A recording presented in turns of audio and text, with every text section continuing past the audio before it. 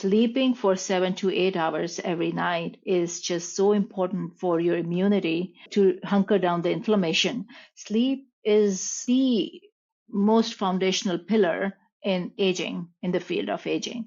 So if you're sleeping enough for 7 to 8 hours, and I'll tell you what is a poor sleep hygiene.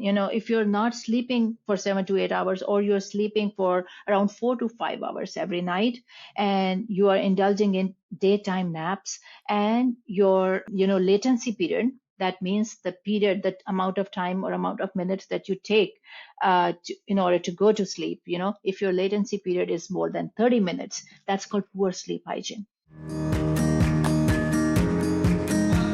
Welcome to the Clear Skin Chronicles, the podcast that takes you on a journey to uncover the secrets of achieving glowing, acne-free skin. We believe that knowledge is power, and by understanding the root causes of your acne, we can create a solid foundation for long-lasting clear skin.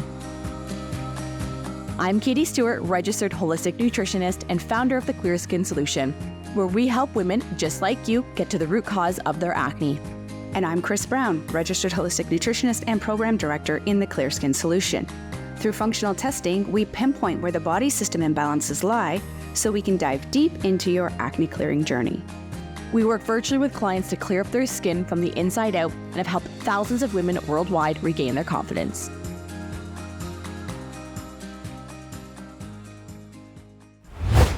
So of course, here at the Clear Skin Chronicles and our practice, the Clear Skin Solution, we deal a lot with acne. It is our bread and butter. We sleep, eat, and breathe acne. And the majority of the clients that we work with are over 30. So not only are they dealing with acne, but they're also starting to notice signs of aging, the fine lines. They're getting older. And a lot of our clients say, Katie, I never thought I would be dealing with acne and fine lines at the same time. So today I really wanted to bring in an expert in this field of aging, the lovely Dr. Mani. She is an entrepreneur and founder of the integrative health and wellness practice, Live Age Well. She splits her time between Alabama and Florida, which I'm quite jealous of, being a Canadian living in winter climate here. And she is a trained medical doctor that has taken a holistic approach with her clients. So Dr. Mani, thank you so much for joining us today. My co-host Chris was unable to come. She had a slew of naturopathic reviews today. So I'm excited to have you on the show today. I'm glad to be here, Katie. So let's dig right into it, because aging is a thing that happens to us all. It's inevitable. It's not going anywhere. We can fight it as much as we want, but it is going to happen. But we can actually be aging gracefully or aging in a gentle way. So for you, how would you really define aging and what causes it? So aging is a complex biological process where there is a gradual wear and tear of each single cell, system, organ of our body over time. And that actually causes increased risk of many chronic metabolic disease, and also reduction in lifespan. So it's so complex, it's just difficult to define aging in just one single sentence. So it's just a complex biological process where it's a decline of all the physiological functions of the body. Plus also physical manifestation of aging, how you see the wrinkles on your skin, you see the graying of hairs, you feel frailty, loss of muscle mass, bone density mass is lost, and then also tiredness, forgetfulness, flexibility issues in your joints. So all those are the physical manifestation of aging. That's how you define aging in a simple term. So the theories of aging, and I'll tell you actually what are the different processes going on when your body is aging. That there are two theories. Long back, the scientists and the aging experts used to define that aging is inevitable. It's just basically coded in your genetics. You can't help it. So humans are basically born, and when they have served their purpose, that's reproduction, they start to decline. Their functions, the whole function of the body starts to decline. And that's one theory, which was basically concluded by some of these aging scientists. And then with betterment and tools and different lifestyle practices, when the health span and the lifespan started to improve, the other aging scientists in the newer trend, they say that no, the aging is something which is more like a decline in your bodily function because either there are lifestyle problems or because of the toxins, all the environmental toxins. So there's an accumulation of all this damage is because of either lifestyle problems, issues, or because of the toxins around your environment. So lifestyle, either lack of sleep, poor nutrition, or poor exercise habits. Those are the lifestyle problems. And we'll talk about each of them later. But the environmental toxins mean all the toxins which are inevitable. You can't help it. The herbicides, pesticides, glyphosates, on your plants and on the crops, they are really, really bad for your health. UV radiations, the EMF from your gadgets, technological gadgets. And then there are so many phthalates, there's so many bad chemicals in your skincare and in your makeup products, can't help it. And people are not aware much, how to use the clean products. They don't have much knowledge about it. So all these, blood sugar, the sugar, artificial sugar, and also the colors, present in your food products, they all mess you up so bad. They causes the damage on the cells. And because of accumulation of all that damage, your pace of aging is accelerated, right? So this was the second theory. So now aging scientists, people, agreed and concluded that, it's the combination of the two theories. They kind of just concluded that they agreed on the common middle grounds, and they said, no, this is a combination of two theories, genetics as well as, lifestyle. So, but the good news is only 20% genetic contribution and 80% is all lifestyle, which is good. So that means that 80% of the times we can actually control and better our life. We can increase our health span. And so if you take care of your lifestyle factors, factors all around you, what you eat, how you eat, when you exercise, how much you sleep, you can control a lot with your life. You can control a lot with your total overall health and vitality. And I think that's a great point, because in our society, aging is synonymous with feeling awful. Aging is synonymous with having to take a slew of medications, with having a loss of muscle mass, with not feeling well, with having to go to the doctor. But it doesn't have to be like that. There's many societies around the world that live well into their centenarian years because they've really adopted a healthy lifestyle. So for you, what would you say are some of those stressors that really help age us faster? I think, and then before that, I'll talk what are the three main processes, which are going on inside our body that ages us. Very, very important. Number one is oxidation. Number two is inflammation. And number three is decreased capacity of detoxification. So when those three accumulates, that kind of just accelerate. They are all the factors that kind of just ages us faster, right? Making us more susceptible to all those diseases and reduction in our lifespan. And so these three factors, and these first starts the oxidation. Our cells are constantly functioning. We are living our life. Cells are constantly functioning in order for us to be doing and performing every single work. I'm thinking, I'm doing the yard work, I'm doing anything in the life, our cells are constantly functioning. They are dividing, they are replicating, and the DNA is constantly replicating. DNA is constantly, repairing and synthesizing in order for us to be functioning and in order for us to be living our life. So during all that process, there is a burden of ROS. ROS is these are basically the end products which causes the oxidation, right? These are the end products that are formed as a process of any cell replication or cell division. And when these end products accumulate and your body is not able to clear those ROS, then that basically is that's the culprit, basically, that causes too much oxidation in our body. And when there is too much oxidation, all the pro-inflammatory cells, they accumulate around the tissues and organs, and then they cause inflammation. And we all know inflammation is the major culprit for aging. inflammation is it contributes so much heavily towards aging, so as much as to that it is one of the cause of aging. Now it's been defined as the cause of aging.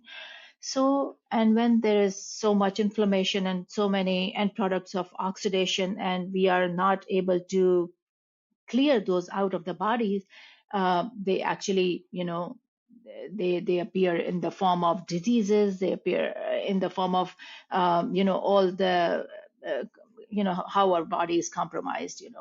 So, I mean, to your question, the answer to your question, bottom line is, basically the products like, the food like sugar is the main culprit, because when we eat sugar, our blood sugar is raised. There's a steep rise in blood sugar.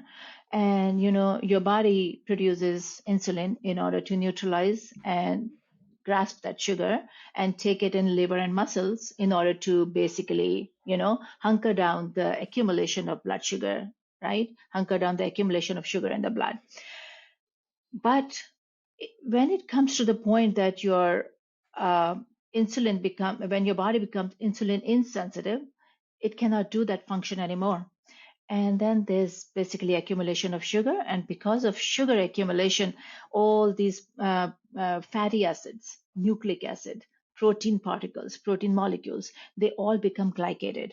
And this is called advanced glycation, right? Advanced glycation of all these proteins. And when these proteins becomes glycated, they are not able to perform their function as they should be in our body. Right? For every single cell to be functioning, we need protein, we need enzymes, right?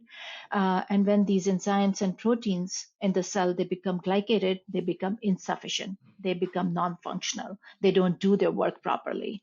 And that is when, that is the origination of any disease, that's when the problem starts. So basically, sugar is the main culprit. So not only, sugar, but also the processed food. So you should be consuming basically clean food, organic food, diverse food, non-processed food, least amount of sugar as much as possible, so that will help you to go long run. And I think, Dr. Mani, I'm like nodding with everything you're saying, because we're basically echoing exactly what we say to our acne clients. Because with acne, inflammation, oxidative stress, poor detoxification, blood sugar, sugar in general, all of these things are at the core root of acne. So when we're looking to repair acne, or we're looking to support, graceful aging, it really comes down to the same thing. And it is making sure that we're reducing inflammation, reducing that oxidative stress. We are having the nutrient dense foods and avoiding sugar, whether you want to have pro aging or you want to have a reduction in acne. It really comes down to the same things. That's absolutely well said. And I also wanted to add, since we are talking about skin aging and skin health, sugar, we all know our skin is 70% made of collagen. Our collagen supports our skin, our tissues, our ligaments, our fascia, or all the connective tissue. So collagen is one of the major protein components, that supports our connective tissue, including skin. And glycation of the collagen causes wrinkling of the skin. So when you consume just a lot of sugar and processed food in your diet, you basically glycate your collagen, and that damages the collagen protein, and that is the main cause for the wrinkle on your skin, and also acne, because that causes inflammation, and that's the origination of acne. And I really love these types of conversations, because you can see when we're dealing with health, no matter what kind of the niche that you're talking with, whether it's aging, it's acne, it's fertility, it's digestion, we're all as practitioners really teaching the same things: reducing the inflammation, the oxidative stress, the toxic load. And when at the beginning you were talking about this toxic world that we live in, from the pesticides on our food, the chemicals in our water, the ingredients in our skincare, our ingredients in our cleaning products, these are all implicated not only acne, but also in aging and other diseases as well. Exactly. If we see the world 100 years ago, 200 years ago, there used to be not these diseases of aging. There used to be, the all-cause mortality definitely used to be quite high because of the lack of medical treatments and lack of the advancements. But, diseases of aging like cancer, obesity, diabetes mellitus, cardiovascular disease. The incidence of all those diseases used to be much, much less than what it is right now. So currently, I mean, all the world is basically loaded with increased incidence of all age-related diseases, right? So I mean, that's an indication that we are basically living a poor lifestyle. Our sleep hygiene is poor. We are not exercising enough, as our ancestor naturally they used to. They used to be going out all the time, present in presence of sunlight, and working, farming, agriculture, walking, gathering their food and eating not as much as what we eat nowadays in this generation. I mean, we because of the convenience and because of the abundance of the food, we have just too much in our plate. I mean, we all eat all the time. And then plus also mental stressors, right? Because of the stress, our our cortisol level is so high that makes us eat more. So there are so many factors, and that's why I say it's just a cycle. It's a amalgamation of interplay of different factors altogether, and everything is just so much interrelated. Absolutely. So before we go into some tactical strategies, because you have some really great points we want to get to, I really want to bring to light the difference between lifespan and health span. Because in our society, we have lengthened our lifespan, but we haven't lengthened the health span. And why do you think that is? So true. So true.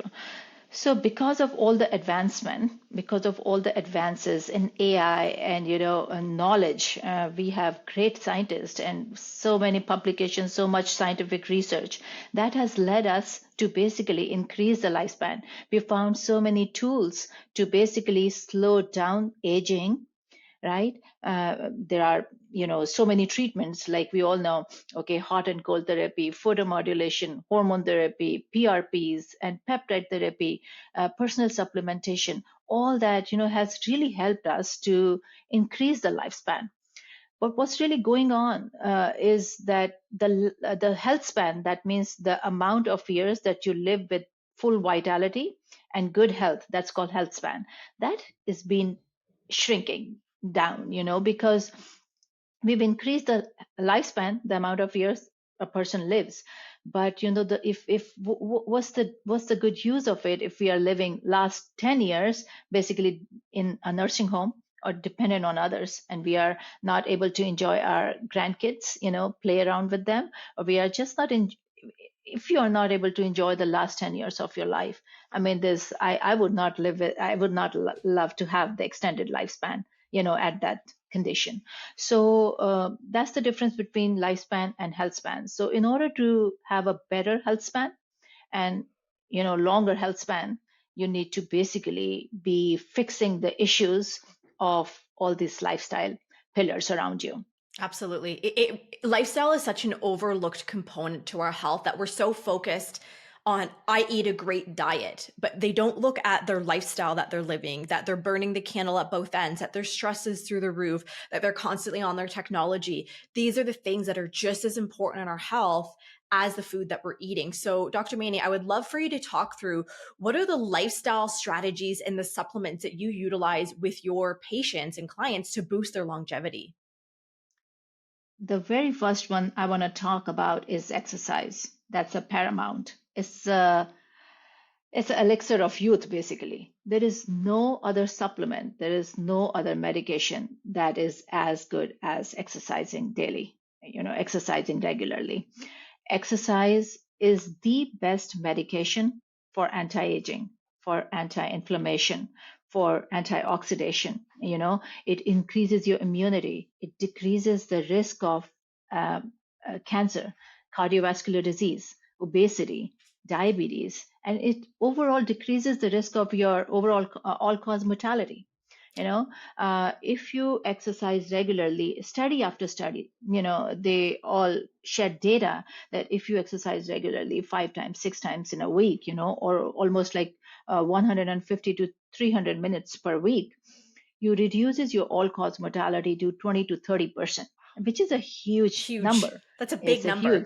It's a huge, and I mean, such a strong data to represent that exercise is the elixir of youth. So it not only increases your immunity, but also it is great for your brain health. It increases the cognition, right? You must have heard people say like, okay, I feel really good when I do my exercise or when I'm done with my workouts. It's because when you exercise, we all know that lactate is produced in our muscles, and that lactate is not bad. I mean, when it is above 2, it's bad, but within 2 is good, because that lactate is actually that serves as a fuel for your brain cells to produce neurotransmitters. That serves as a food or fuel or energy for your brain cells to produce more serotonins. And when you have more serotonin, you feel happy. It's a feel happy hormone, right? And not only that, even for the gut health, exercise is so good for your gut health. Again, the concept of lactate. When you have this lactate, your gut microbiome, they feed on that lactate and they produce short chain fatty acid called propionic acid or propionate. And that propionate is actually, there's a study that shows that propionate increases the overall strength and vitality if because of the propionate. So you see, when the study compared exercisers versus non-exercisers, the overall strength of exercisers was much more greater than the people who are not exercising, and that's because of the short chain fatty acid, propionic acid. And it's such a simple thing, exercise, Simple right? thing. We It's simple thing. overlook it because I always say you can't out supplement lack of movement and lack of sleep. You can't take a bunch of supplements if you're not getting movement in your day and you're not sleeping. So I do want to take a little bit deeper look at this movement component. Dr. Mani, what would you say would be the best forms of exercise or movement for people to get in? Does it have to be these crazy workouts, or could it be as simple as taking your dog for a walk down the street for 20 minutes? So the answer to that question is, I know exercise to many people is not a pleasant thing to start with, and that's what I tell my clients, if you don't exercise at all, start walking. If you walk and you like it, start jogging and then start running. And then once you are into that mode and into that zen, then just look what is good for you, what kind of benefits you want to have. Whether you want to benefit for your muscles, then go ahead and do resistance exercise, weight training. If you want benefit for your brain health, do high intensity. If you want cardiovascular benefits, then go ahead, do the aerobic exercise. So it depends what you want, but it's just not a tough thing. I mean, start slow, right? And start low and go slow, and then keep on building your basically the interest, what you like. And the kind of exercise, just make sure, do anything, work out every day consistently. That's the key, right? When you work out, I mean, just on the general layman terms, just make sure that you're pushing, you're pulling, and some leg exercise and some aerobics, right? When you have the combination of those 4 components, of those 4 kind of exercise, you'll just make it the whole routine. You'll make the whole session. There are some clients of mine, they say like, who has time for 30 minutes every day or 45 minutes every day? That's okay. There's a recent study done from National Institute of Health and Aging, and that actually shows the data. They have actually developed a protocol, and that's called VILPA. VILPA. V is vigorous intensity lifestyle physical activity. So that shed some very good results. I mean, that shed some light on these results that, if you are able to exercise, even from your office or from your home when you're working, there's no need for gym membership. If you're working 1 to 3 minutes, high intensity exercise where you can bring your maximum heart rate to 80% of its capacity, right? And you're doing it 3 times in a day, your overall all-cause mortality is reduced to 30 to 40%, which is again massive. Whoa. Right? Yeah. I mean, too impressive, So people who are too busy, just get involved in any kind of movement, high intensity exercise, 1 to 3 minutes, 3 times a day, even from your office. It's not tough. You can do it, but it is overall so good for your health and vitality. And I mean, you can live up to your full potential when you have done that for yourself. Plus it gives you happiness. It is good for your brain. I mean, you feel good after exercise. So of any kind, but if you are working out, make sure do that every day consistently, right? Regularly, be regular on your exercise schedule. 150 to 300 minutes per week if you're doing moderate exercise, and around 75 minutes to 150 minutes per week if you are involved with the high intense exercise. So I mean, when I have my clients get onto this schedule, I like to include both high intensity as well as the resistance training, because it's the combination is just good for your endurance as well as for your strength, for your muscle strength as well as for your heart for endurance. High intensity is good for your endurance, and for muscle strength, um, resistance training Mm-hmm. and weight training, whether it is free weights or weighted exercise, weighted machine, anything is just good. Movement in general, if we can get more Movement movement in in our general, day. especially for women. I like, so many of my clients are mostly above the age of 40 or 40. Above the age of 40, Katie, I mean, the data shows that there's a 5 to 8% muscle mass loss every decade, which is Absolutely. huge. So it's just detrimental for women over the age of 40, because they're in their menopause and premenopausal stage. They need to do something for their bone mass and muscle mass, because see, if you're losing 5 to 8% muscle mass every decade, and you don't do anything to counteract it, it's too late. Mm-hmm. You would have lost so much muscle, and we all know that muscle mass is paramount. It's basically so important and essential because it acts as a sink for disposal of blood glucose. So if you don't exercise, you are anyway on a risk to be getting pre-diabetes. So it's Movement just, helps with everything. it helps with everything. That's what we say. It's just, in general, it's the elixir of youth. I love it. The elixir of youth. All of the women listening are going to start walking and lifting weights, again, walking their dogs. So before I move into supplements, I do want to dig into sleep, because sleep is again, it's a simple thing, but it is so absolutely critical for our health, for our aging, for our skin, for our brain. So why is it so important, and how can we maintain a good sleep hygiene in this world that we live in? Sleep is detrimental, is non-negotiable, but sometimes people don't understand the value of it. I mean, sleeping for 7 to 8 hours every night is just so important for your immunity, to hunker down the inflammation. Sleep is the most foundational pillar in aging, in the field of aging. So if you're sleeping enough for 7 to 8 hours, and I'll tell you what is a poor sleep hygiene. If you're not sleeping for 7 to 8 hours, or you're sleeping for around 4 to 5 hours every night, and you are indulging in daytime naps, and your latency period, that means the period, that amount of time or amount of minutes that you take in order to go to sleep, if your latency period is more than 30 minutes, that's called poor sleep hygiene. And that's the downhill to basically so many other risk factors like diabetes. You just, they have done a study from Harvard where they show that, if for a week you have not slept enough, you have just indulged into 4 to 5 hours of sleep for just 1 week. Those subjects were basically totally labeled as pre-diabetes. Their blood sugar was just much above the level of pre-diabetic blood sugar level.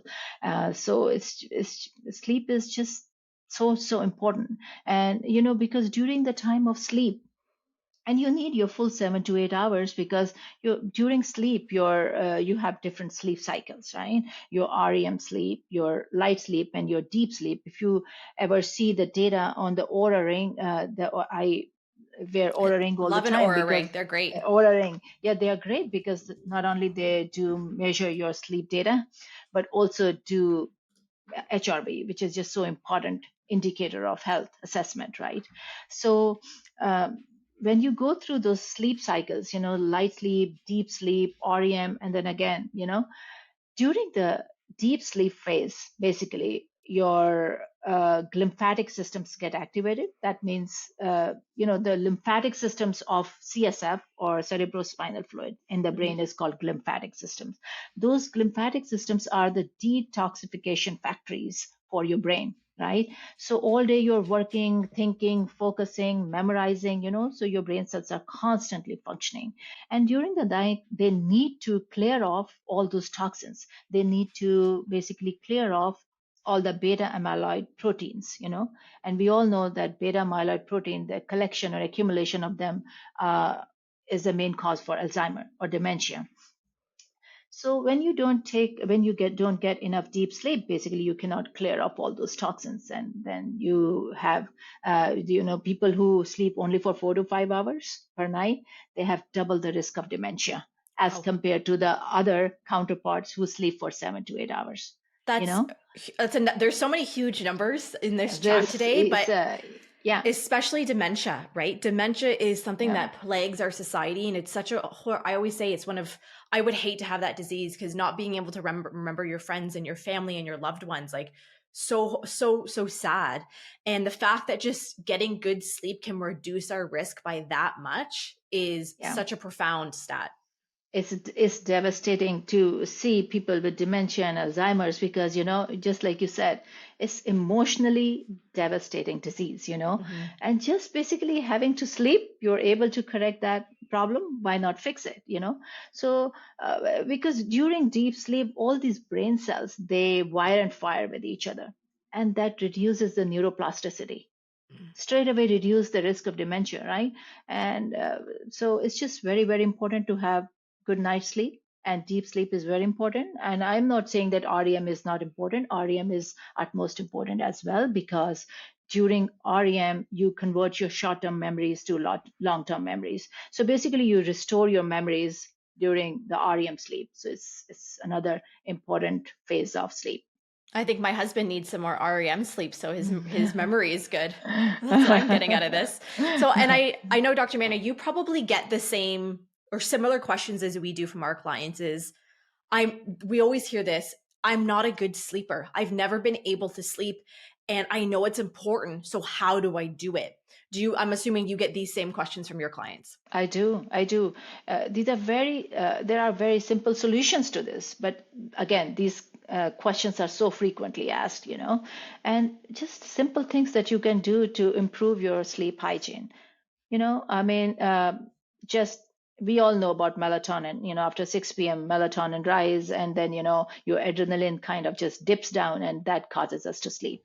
So first of all, we have to make sure that we don't mess up with those hormones. It's a part of circadian rhythm. So in order for us to not mess up with those hormones, when your body starts to hunker down and go into that calm stage, so you go along with that. So avoid the exposure of bright lights and blue lights, right? After 6 to 7 p.m. Stay away from your gadgets. And if you are working, I know it's just, we are all humans. We do work on our computers, and even around 7 to 8 p.m. trying to reply some emails. First of all, try to avoid it. But if you have to, I like to wear some blue light blocking glasses. They really do help, because at least they don't mess up the hormones. And then eat 2 to 3 hours before going to sleep, because when your stomach is empty, you just sleep better, right? And try to have the dark out environment in your bedroom. Don't watch TV, and basically all those kind of little strategies that are so important to fix your sleep problems. Mm-hmm. So basically, avoid bright light, blue light, calm down, and all those big huge bulbs just totally, power off, and just eat at right time. Don't eat right before the bed, because if you do, your body thinks that it's a daytime. They start to produce adrenaline, and then when adrenaline is produced, you will stay awake for a little bit more longer. And when you do stay awake, you're again working on your iPhones and just checking, and then whole ghrelin and leptin, kind of those hunger hormones, they get messed up, and it's just a mess. Yeah. So just consistently sleep at right time every single night. That's the key to go. And for us, we get quite a bit of shift workers. We work a lot with nurses. So when you have clients coming then that are on shift work, what would you say would be some tips for them to help improve their sleep? Again, I mean, I know my husband, he is an anesthesiologist, and I think his schedule is the most messed up schedule. I mean, he's just finished actually 6 nights, the trauma nights. And it's because, I mean, with what I do with them, what I do with my husband on practical basis, I'll just share that tip with you. Whenever he's done with his night shifts, next 2 days he's off, completely off. I try to have him exposed to sun as much as possible, because when your body get exposed to the sun, and sunlight and vitamin D, first of all, that all helps anyway, but your body tries to get into the circadian rhythm when you are in sun. We have a beach house. We go to beach house right after when he's done with So his nice. calls. So it's just that your body tries to get into the rhythm once your circadian rhythm is right. So just get yourself exposed to the hobbies, and during the daytime get yourself exposed to the light, the natural sunlight, and that's the best thing that you can do for the doctors, nurses, people who are the shift workers. And also just eat at right time. When you're going to sleep, try to reduce the temperature around your environment. I mean, make it around 68 to 65 to 68 in your bedroom, so that you can sleep well, because that kind of just synchronize with your own body. Because when you sleep and you're during your deep sleep, your temperature is much lower, your blood pressure falls, your heart rate falls. So just try to synchronize your rhythm according to the body's rhythm. I love that. And exposure to sun is the best Simple. tool. Simple strategies. Yes. All of these have been simple. So now that we've talked through the importance of, nutrient rich diet, we've talked about the importance of lifestyle like sleep and movement. I want to dig in a little bit to supplements. So I always preface this, as I'm sure you do with your clients, that supplements can be quite individualized to the person. But for you, I'd love if you could share some key ones that you generally find yourself using quite often with your clients. So my approach is food first is my primary approach. Definitely, food can never compensate for any 100%. deficiency, but sometimes it becomes just inevitable, because nowadays the crops, the soil is so nutrient deficient that it cannot actually give you the food which is good for your body and which you need to consume, right? So the low hanging fruit is basically go and consume the pills, supplementation. And I'll talk to you, Kitty, about 3 major and the most important supplements. And these are called micronutrients. So there are macronutrients, that is your protein, carbohydrates, and fats, and everybody know about it. And there's so much noise in social media and all around you that, okay, consume this much fat and consume this much protein is so needed for your muscle health, and we know that, okay, RDA has a very low recommendation, which is 0.8 grams per kg, but it should be actually 1 gram per pound of your body weight. That's the basic that we all have. All the anti-aging and people have been basically, okay, we'll do like 1 gram per pound of your body weight. So that's about the protein. So we'll talk about that later. But the most important thing is micronutrients. And when I say micronutrients for general audience, I know you would know it, but for your audience, micronutrients are basically all the vitamins, minerals, fatty acids, and amino acids. The collection of these 4 categories is called micronutrients. And micronutrient deficiency is so common in United States as well as in all the developed countries. And it's just a overlooked and understudied kind of stuff, because when we talk about nutrition, everybody just talks about protein, but these micronutrients, that means these minerals and vitamins and these fatty acid, nucleic, they are so important for basically every single function of your body, for your metabolism, for pumping the blood from your heart to your peripheries, for your cell replication, for your DNA synthesis, for your DNA repair, for your hormones formation, for serotonin, for neurotransmitters, for every single function. We need all these micronutrients, So these micronutrients are so important, and there are around 30 to 40 essential micronutrients which we should be consuming from our diet.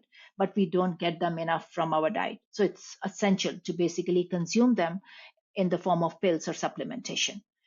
Number one is vitamin D. Around 70% of US population is lacking in vitamin D. When I say lacking in vitamin D, that means their titer or their the blood measure of vitamin D is less than 30 or 30, which is just too less. It should be around 50 to 80, right, in order to meet the criteria.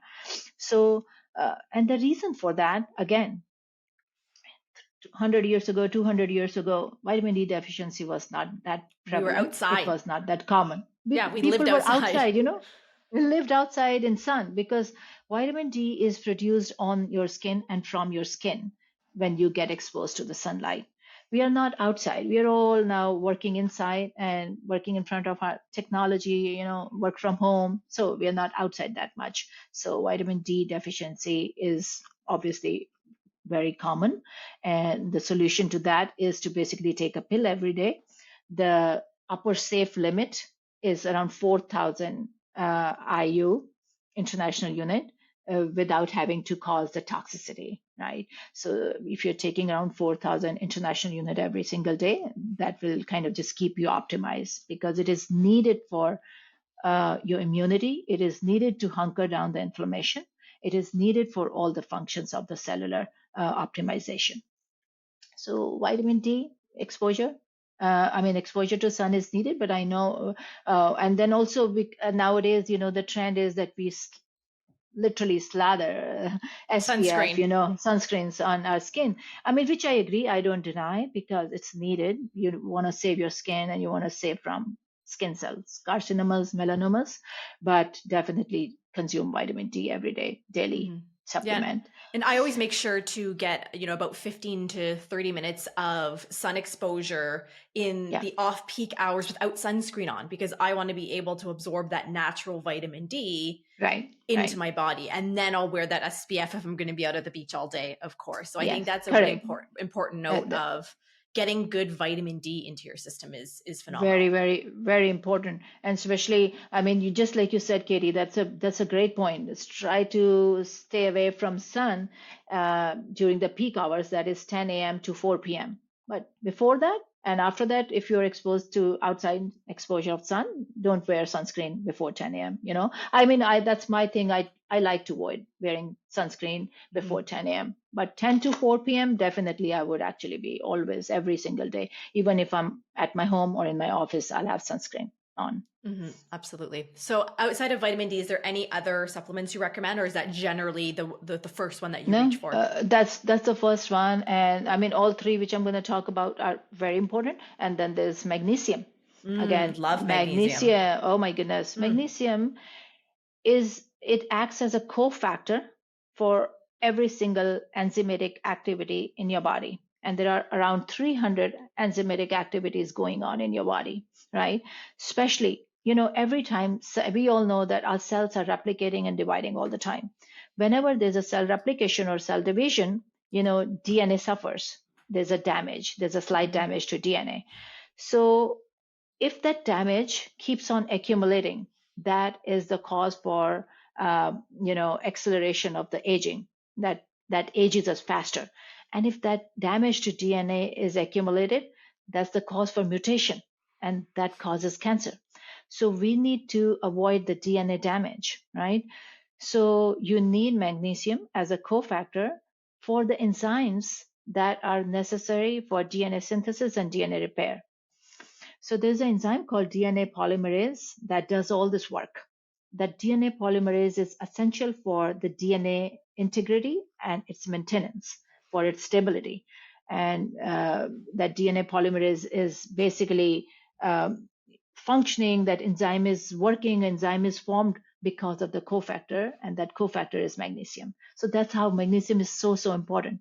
But usually, again, overlooked, understudied. People don't talk much about it, but definitely according to the RDA, all adults need 400 milligram of magnesium every single day. It just is good for your overall immunity, or your overall function of the body, for every single function of the cells that's performing in our body. I think it's the unsung mineral hero that no one talks about enough. And it's something Yes. like I take magnesium and vitamin D every day. And I truly feel much better when I'm consistent with Yes. my magnesium because, like you said, it's involved in so many functions in the body. Yeah, that's true. And the third one that I wanted to talk to you about is omega-3 fatty acids. Ooh, I love omega-3 fatty Yes, acids. As yes. skin health, we do love it over here. Yeah, it's just good for basically the formation of all the membranes, cell membranes, and it reduces the inflammation. It's the number one nutrient that is actually required for the reduction of inflammation, and it increases the immunity and decreases the all-cause mortality. Again, it's just so understudied. People never used to bother about omega-3 fatty acids, but think about these fatty acids are required for the cell membrane integrity, for the cell membrane formation. And we know we constantly need that structure of the cell in order for cell to be functioning right. Your structure of the cell membrane needs to be right? And that all is basically supported by these phospholipids, omega-3 fatty acids. Omega-3 fatty acids, now there's a scientist who does great research on omega-3 fatty acid. He's come up with a measurement which is called omega-3 index. Now, omega-3 index in United States and most of the developed countries is around 4%. And ideally, optimally, it should be 8%, So 4 is too deficient. So, and that deficiency is mainly because of the two components. So there are omega-3 fatty acids are basically three kinds: EPA, DHA, which are the marine sources, and then ALA, which is a plant source. And we know that we are not consuming the seafood and fish as much as we should be. So that's why we all are deficient in EPA and DHA. Those are the two kinds of omega-3. Those are the two kinds of fatty acids. So that's why it's better to consume that in the form of pill. Low-hanging fruit. There is no barrier. There's no hesitation. We all can consume pills. And versus if you see the data, Japan has EPA, the omega-3 fatty acid index of 10 to 12%, because they do consume a lot of marine sources of seafood and fish, which is really needed. And when I tell my clients, some of them have some hesitation that I'm not gonna eat the marine source or the fishes just because it has high content of mercury. Right, the heavy metals. We get that all the time. We get all the time. pushback of Exactly. I can't believe you're recommending I eat fish. Yes, but eating marine source is such a clean form of and a more bioavailable form of EPA and DHA. But then you can do a lot of things to correct some problems like that. Don't consume the big fish, big predator. Big predators like swordfish, halibut. Try to avoid that. Try to consume the seafood. Try to consume small fish like sardines. Your salmon, they are a little bit less in mercury, so they are good for you. And that's the thing about omega-3 fatty acids. I feel like all of the tactics and strategies you've shared have been so simple and so doable, and they're things that we know. We just are always looking for something more complicated to be able to make us feel better. But it is eating the healthy food, getting the sleep, getting the movement, and getting those nutrients like omega-3 fatty acids, the magnesium, and the vitamin D, which I can happily report are 3 things I personally take every day. And for you, you're 50 years old, but you have a biological age of 28 years old because you're following these strategies that you teach to your clients, and you now have a book about it as well. So I would love for you to share a little bit about your book, because I know this was coming from, a really heart-centered focus because of what your dad had to go through with his illnesses. Yeah. Health and wellness is my passion, Katie. I am a trained medical physician, but I had always wanted to study the progression of the disease and prevention of the disease. You're in this field too. Our medical protocol is all about the bandage approach, just go ahead and fix the symptoms with the help of pharmaceuticals. But that's not what I wanted all the I just wanted to totally eradicate and look at the root cause, what is causing the disease. So basically, it was important for me to study prevention. And that's why I did my master's public health in epidemiology and clinical research, where I could get myself more knowledge and experience to see how the disease progress and what are some factors that those interventions that can actually prevent the disease. Once you have the tools and the knowledge and experience, you can really control a lot, to an extent, to either slow the disease or in some cases even reverse the disease. And I myself, on a personal level, I suffer from autoimmune Hashimoto's disease, thyroiditis. And there's not even a single doctor who could help me or control my symptoms, because my antibodies were totally out of the chart. And we know that, okay, autoimmune is untreatable, but with the help of all those holistic interventions, I have been able to bring it to the stage of remission. I don't have the symptoms for last 5 to 7 years, which is huge. I know I cannot totally treat it, but as long as I don't have symptoms and I don't have to take medications for that, I'm good enough. So I think there's a lot that can be done, just not by going and taking, all those medications that doctors prescribe you. A lot before that can be done as a part of prevention, and which is all in your hands, all holistic approaches. And that's why I had invested my time and my effort in studying the holistic nutrition from Cornell University and IIN. And that all, that knowledge, that experience, that wisdom helped me to basically launch this practice, my health and wellness practice, where I help my clients to totally reset their health and biooptimize their health in order for them to be living up to the full potential. We take care of the gut health, skin health, immune health, hormone health, and that's how I help them. And I'm sorry I got off the track. No, that's okay. Answering your question. I think it's great to see the passion in doctors, and especially in the medical community. You being a trained medical doctor, there's so few of you out there right now that are really taking that holistic approach and looking at the preventative measures, talking about diet, talking about supplementation, sleep and movement, versus just pushing a laundry list of medications that increase people's lifespan but reduce their health span. Totally true. And that's what I tell, okay, start slow and low. Start with all those, low hanging fruits, which is around you, and you can take care of them by yourself. Don't go totally towards stem cell therapy or peptide therapy. They're all advanced. I mean, once you've done once you've controlled and balanced your basic levels, then go towards some more high advanced level of intervention. I love that. That's the best approach. Yeah. Well, Dr. Mani, before we finish up, I would love for you to share for a little bit about your book. Where can people find your book should they want to go and grab a copy of it? So my book is not launched yet. We are still working on it. I mean, I'm almost in a month. I'm just too excited for it. I'm getting ahead of myself. I'm like, let me buy it now. That's the way to go, Katie. So my book is all about health and wellness, and it's living and aging biooptimally so that you can live to your full potential. Live and age biooptimal is the title of the book. And, the listeners can get 50% off if they pre-purchase it. And my website is liveagewell.net, which has plethora of information, the blogs, and a lot of stuff on it. You can go look through. And then my Instagram is dr_Mani, my name, .Kukreja. They can get onto the Instagram. I'm quite active there.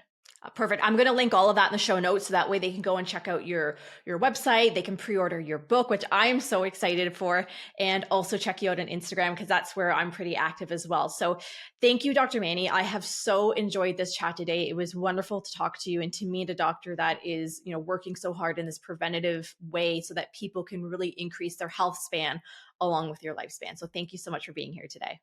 Likewise, Katie. It was my pleasure to be here. Thank you. All right, everybody. That was another episode of the Clear Skin Chronicles. Join us next Wednesday as we're digging into how to empower women's health and overcoming their dismissal in healthcare. We'll see you then. Thanks for hanging out with us this week on the Clear Skin Chronicles. We'll see you next Wednesday with a brand new episode. Remember to subscribe to the show and drop us a review. Sending glowing vibes your way, Katie and Chris.